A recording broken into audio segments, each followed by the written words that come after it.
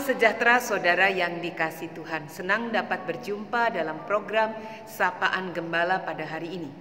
Saudara, hari ini kita mengawali bulan ke-8 di tahun 2023. Ya, bulan Agustus adalah bulan istimewa bagi kita bangsa Indonesia. Pada bulan ini kita merayakan 78 tahun sebagai bangsa yang merdeka, sebagai negara kesatuan Republik Indonesia. Pertanyaannya, benarkah kita sudah merdeka? Rasanya tidak mudah menjawab soal ini. Ya, karena memang jawabannya tidak sederhana. Di satu sisi kita memang sudah merdeka, memiliki pemerintahan yang berdaulat dan sah, tidak ada lagi penjajah di negeri ini. Namun di sisi lain kita juga tahu bagaimana kita belum sepenuhnya merdeka dari nafsu untuk menguasai dan mengendalikan orang lain. Tidak ubahnya, kita menjadi seperti penjajah bagi orang lain.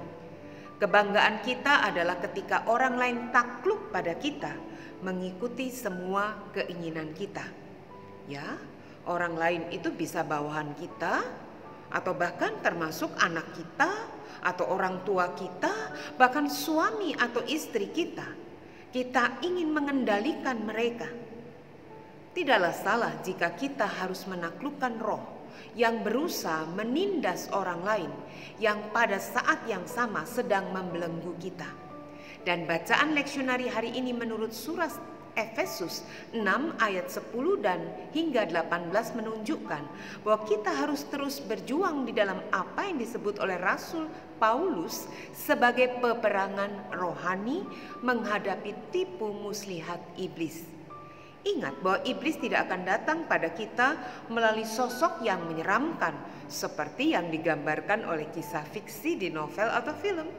Jika iblis datang dengan model menyeramkan, kita pasti akan takut dan meninggalkan dia, bukan? Karena itu kita harus waspada. Bisa jadi iblis datang kepada kita lewat sosok yang menyenangkan buat kita, sosok yang menarik hati kita apapun bentuknya. Bisa lewat manusia atau lewat kekayaan, jabatan, dan lain sebagainya. Pendeknya, semua yang menarik hati kita. Karena itu Paulus mengingatkan di dalam Efesus 6 ayat 14. Jadi berdirilah tegap, berikat pinggangkan kebenaran, dan berbaju zirahkan keadilan. Sudah tahu apa artinya? Gambar ini mungkin dapat membantu kita. Ya, pertama, berdiri tegap menandakan seorang yang siap sedia, berjaga-jaga. Kemudian, berikat pinggangkan kebenaran menunjukkan bagaimana sang prajurit diikat oleh kebenaran sehingga semua yang ia lakukan tidak akan melenceng. Atau seperti baju dengan ikat pinggang akan membuat ia selalu ada pada tempatnya. Dan akhirnya baju zirah keadilan. Baju zirah adalah pakaian atau lapisan pelindung yang dikenakan untuk melindungi tubuh dari senjata tajam saat berperang atau menjaga keamanan. Di sini keadilan bukan hanya berbicara untuk diri sendiri, tetapi juga bagi orang lain. Artinya, kita tidak hanya berjuang bagi diri kita sendiri, tidak hanya berjuang bagi keadilan diri kita sendiri, tetapi juga bagi orang lain. Itu berarti kita tidak akan melakukan korupsi, mengambil apa yang bukan hak kita. Karena itu berarti kita tidak adil terhadap orang lain, meskipun mungkin menguntungkan diri kita sendiri. Ya, pendeknya segala perbuatan yang merugikan orang lain itu berarti tidak adil. Tidak sederhana, bukan? Tapi percayalah, jika kita menjaga diri kita dengan kebenaran dan keadilan, iblis tidak dapat menyerang dan menjatuhkan kita. Maka selamat berjuang menjadi orang merdeka. Mari kita berdoa.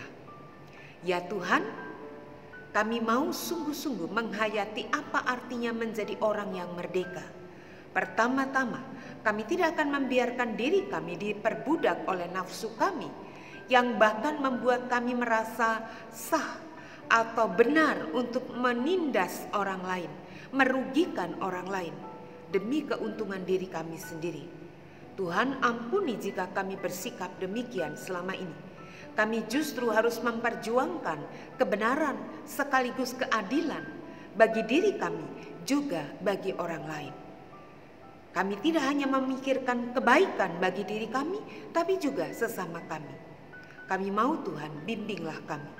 Di dalam nama Tuhan Yesus. Amin. Selamat menghayati kemerdekaan kita dalam hidup rohani. Tuhan memberkati.